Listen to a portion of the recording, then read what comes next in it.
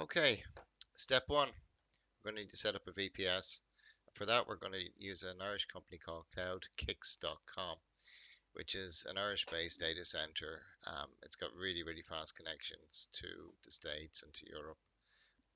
It gives and a pretty good value for money as well.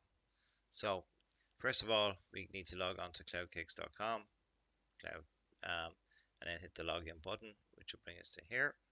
So, we then request membership. So we need to kind of put our username, password, company name, and that will bring us onto billing material, billing kind of information. So I've done that already. So I'm going to do that. Log on. Okay, so just remove that. So the bits I'm interested in is all apps and membership. So I'm just going to do that. We have computer and we got store and then my membership details. We're just going to users first. So when you set up as a new user, you'll end up with a system like this, and you'll actually have no permissions whatsoever.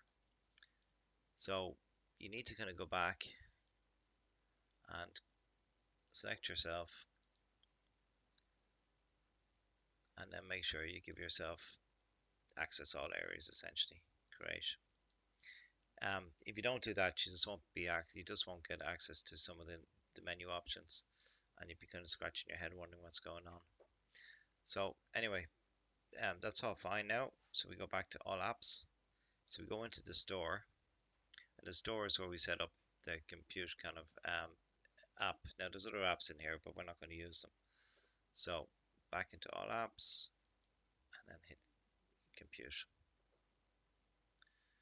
So essentially now is what we need to do is hit the create button here on the left hand side, and we're going to go project GUI. So we're going to call this BMS demo 17, just for a name. Private network, this is all default, that's fine. And you need to call this BMS. We can call it a different name, but this is just for us really. Demo. Okay, now the software put on here is actually quite light. So one virtual CPU is fine.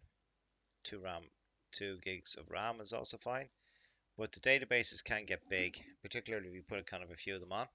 So to give ourselves plenty of overhead, we're going to give ourselves 50 gigs of hard disk. And the default here, Ubuntu 20.04, is absolutely perfect. So now we're going to hit the next button. So this is bringing us into the firewall. Rather than me talk about the firewall, I'm going to let the CloudKicks guys do that for us. So Started. Our next tab is the firewall. For more detailed information on this, please watch the Securing Your CloudKicks project video, which is on our YouTube channel. In the meantime, I'll briefly explain the rules required here to get our project up and running. The first 2 rules block approximately 16 million known hostile IP addresses, which are identified by a Robosock security application. The first rule blocks inbound traffic from these IP addresses, while the second rule blocks outbound traffic. By blocking outbound traffic, we can reduce the risk of a compromised VM communicating with malicious actors. The second last rule here allows everything outbound, whereas the last rule denies everything inbound. This means that if you want to allow something to access your VM, you have to state it specifically. You can't delete these 4 rules, but you can put any rule you wish in between them. With all this in mind, we need to create a rule to allow me access to my VM from my current IP address. To find out what my IP address is, I will navigate to the Robosock item on the left-hand side menu and choose Who Am I from the drop-down list. I'm going to right-click and open this page in a new tab. From here, I can see my public IP address, so let's create a firewall rule allowing access from this address. I'll paste my IP address into the source box and I'll add a description of access from my office for reference.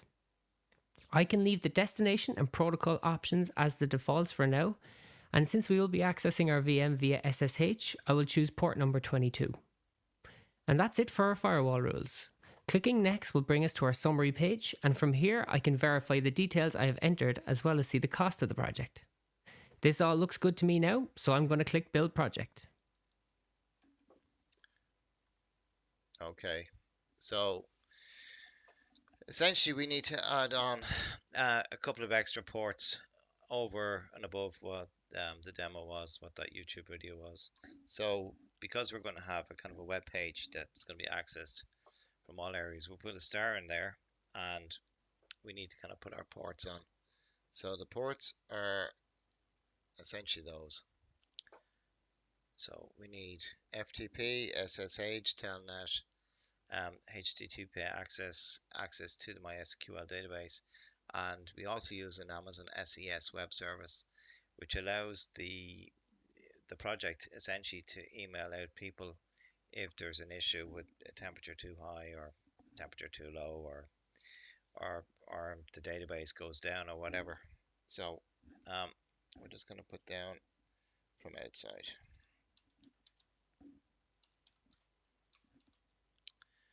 And again, you can add on different rules here. You can, deny kind of particular kind of ranges of IP addresses.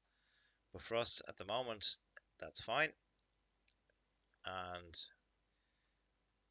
€15 a month, that's fine as well. We're going to get an awful lot more value than that. And then we'll hit build project.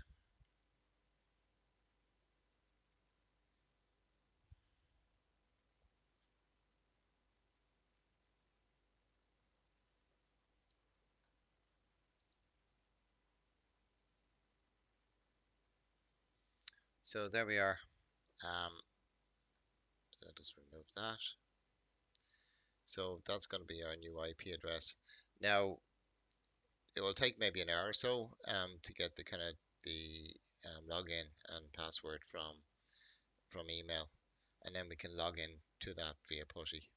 And then the next step is then to set up Ubuntu and download the kind of various packages that we need. So that's it for step number 1.